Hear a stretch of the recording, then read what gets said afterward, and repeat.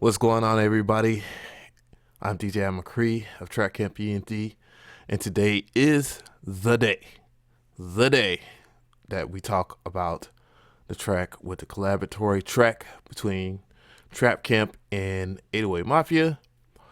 Real quick, I just want to say shouts out to Mac of 808 Mafia for the opportunity. Shouts out to Skinny Tommy of 808 Mafia, one of the bosses of 808 Mafia, for for the lookout and the track. So I'm gonna go ahead and play track in 3, 2, 1. Smash that like button if you like what's going down, and we're gonna talk about it some more after the playthrough.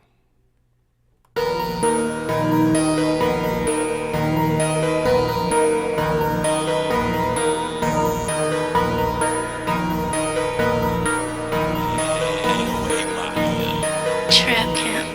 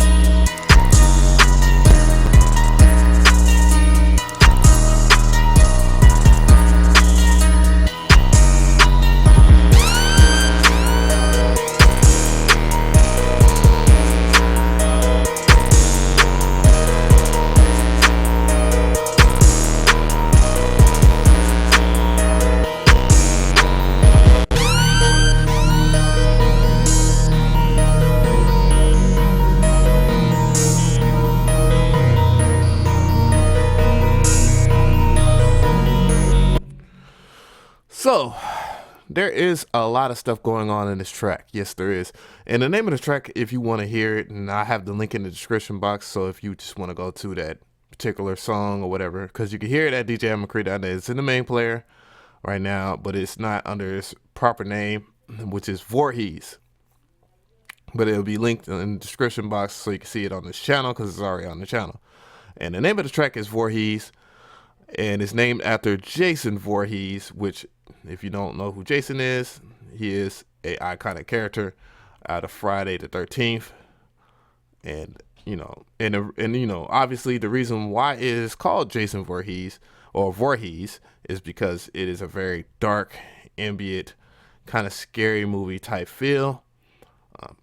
This was a long time coming between me and Mac. I've been working with stuff with Mac, and for the most part, this track is gonna find a home very soon. With the artist, which I'm not surprised, and that's not tooting my own horn, but I think me and his style mesh together. So let's talk about some of the stuff right here. What you're looking at right now is obviously the playlist, and a lot of stuff had to be bounced down in general just for it to work. Freezing FL Studio tracks and all that, actually pay attention. There's a lot of automation. Now we're going to go into the mixer insert here and, just talk about a few things in terms of what type of automation it is. Then we're going to talk about like the hi-hats, because the hi-hats themselves are pretty complex, and more so unless right around a certain parts. But let's see, for the most part, you should already know, if you actually looked at the screen, that gross beat was used heavily. It will never change. Gross beat does so much tremendous stuff.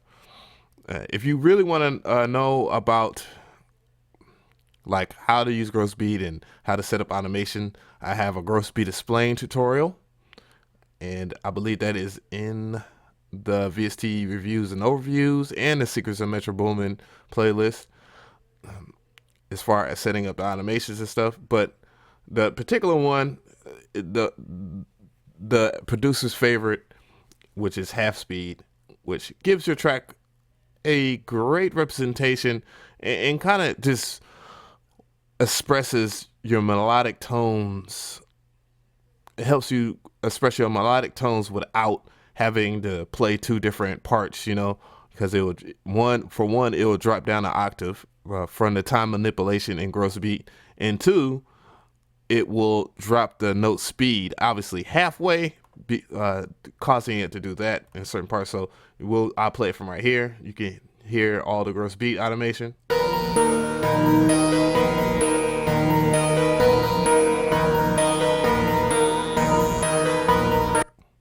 And now I'm gonna go ahead and take that out for right now, so you can actually hear what's actually going on. Is hear how the melody originally plays.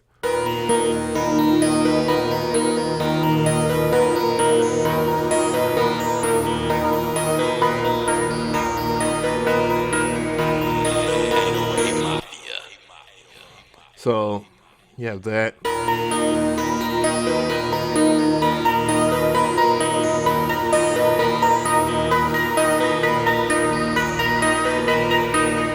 Now, the reason why you don't want to do it on the master track, because if we was going to the master bus, in terms of that, is because one, when you print out, if you print out in like per se, if I press Control R and I was to save it, and I wanted to split mixer tracks. If you split mixer tracks, FL Studio no longer buses out the main your different insert mixer mixer channels English out in each and every part in the master of what you do, which it used to. You could actually select post down here, but it does not exist anymore, and I don't know why, but hopefully somebody can prove me wrong and tell me that you can, but for the most part you cannot. So that means that everything will be lost if you do that, in that sense, even including this when you print out the split mixer tracks. So it's very good to do that individually. And my particular way of automating, I automate this, which is the wet and dry knob, and I drop the knob down from, it'll look like this normally. I just drop it down, and now I right click and then create automation clip. So that's how that works. So what else? Let's get to those hi-hats. Trying not to press the save button. We're gonna select this area. No, I think right here would be a good representation. So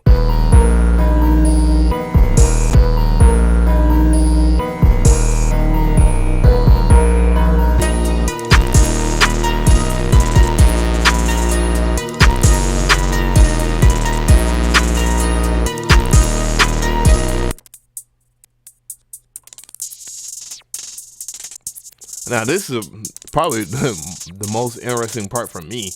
When strangely enough, let me go ahead and add.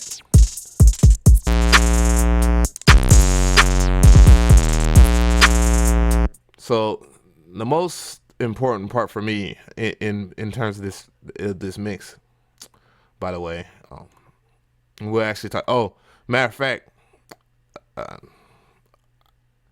both me and obviously both me and Mac worked on this track together, so it's collaboratory, and it's not just 100%. My thing is knocking out the arrangement and the mix, and him supplying like the drums and any other melodic tones that I missed out. That's usually how great collaborations work. Somebody kind of plays their position, they roll on. My strong suit is mixing and arranging, and probably bass melodies, sometimes undertone melodies, and somebody might come with a better melodic tone or drum lines, and I actually like when people come with drum lines and other awkward melodic tones. So, but anyways, back to the hi-hats.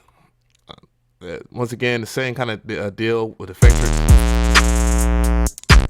I use effectors on there. Effectors is a massive tool for when you do hi-hats and stuff like that, because its whole core just hold the chord. Well, you can actually mix and match different things. I do have other tutorials like how to trap 13 and 14 where I actually go into showing you what you can get the best out of, how you can get the best out of your 808s and hi-hats and stuff like that. And this one in particular, I used the bassline basher, which is meant for bass lines, but it actually sounded cool on the hi-hats.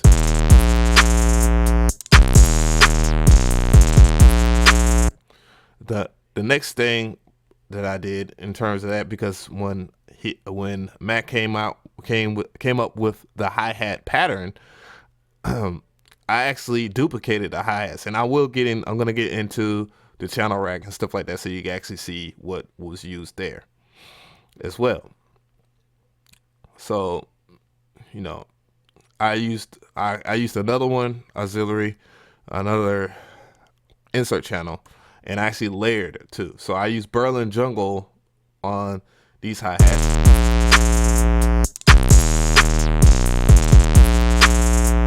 to get that feel, and then used Cour de Paris on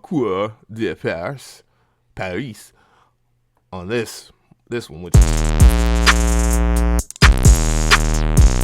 gives your hi-hats a crazy rhythmic pattern. Now let's go ahead and get into that, because I'm gonna try and keep this as short as possible, because I don't want to hold you guys up in terms of that,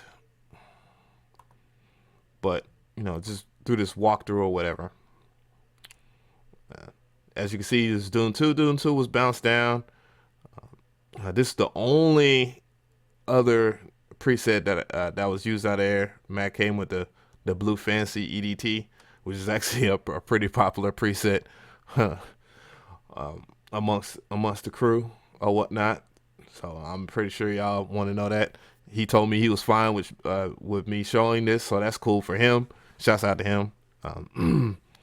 So, and then the other preset obviously is a preset that I created, which is in the What a Time to Be Alive preset pack on my website at djmccree.net, which is the big signature OVO, which is in that particular one. The drums are a mixture between me and I think Jensen of 808 Mafia's drums, stuff like that. You see the sizzle hats, Young Chop snare, the chill snare from the Kill Bill 2 kit, and then the Kill Bill, his Kill Bill effects and stuff like this. So these like the 808 Mafia drums and stuff like that they use.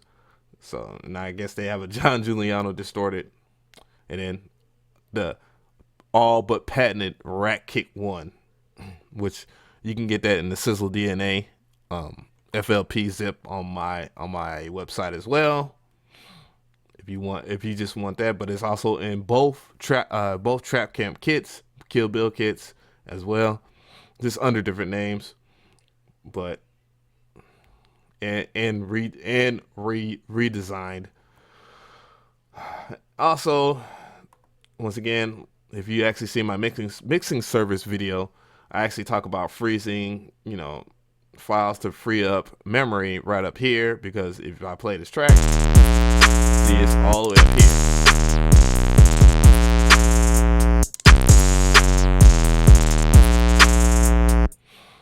here. Last but not least, this particular track, which I don't gotta keep in mind that when I put videos on YouTube, the sound quality is lost, because once again that YouTube compresses files, and then if you put in MP3, that's another compression, even if it's in HQ.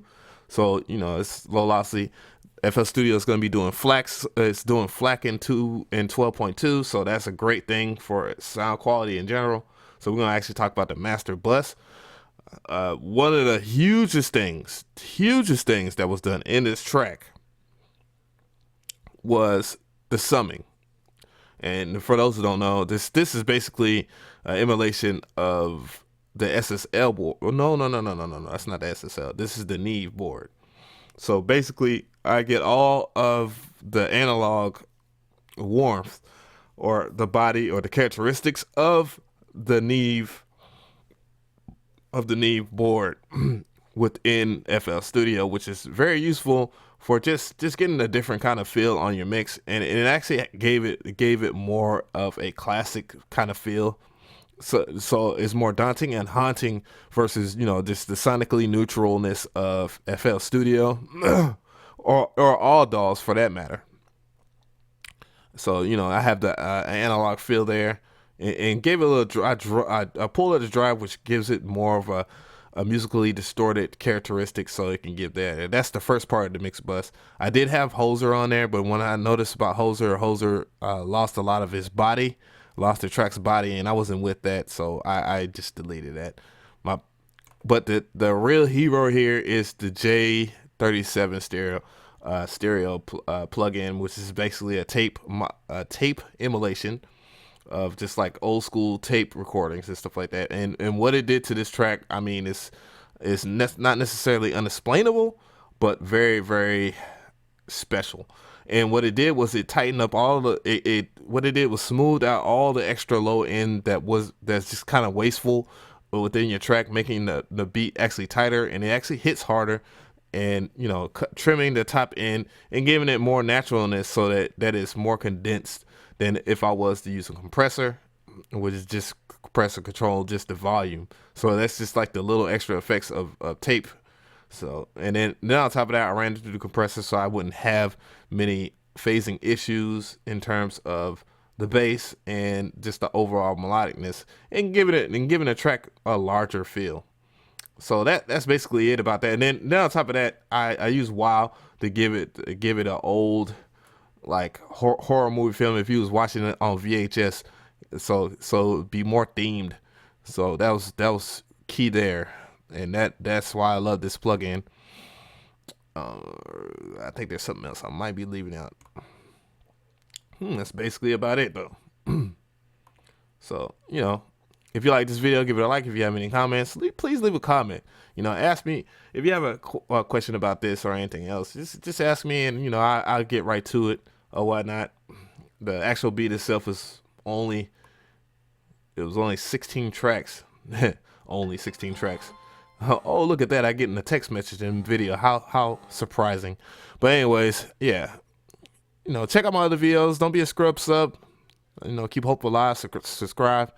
If you want to hear more professional collabs, I have more professional collabs coming up. Some won't make it to the channel just because other artists have already gotten on it, and it's going to be a kind of a humongous year for Trap Camp and obviously 808 Mafia. So appreciate you guys for watching. I am out of here.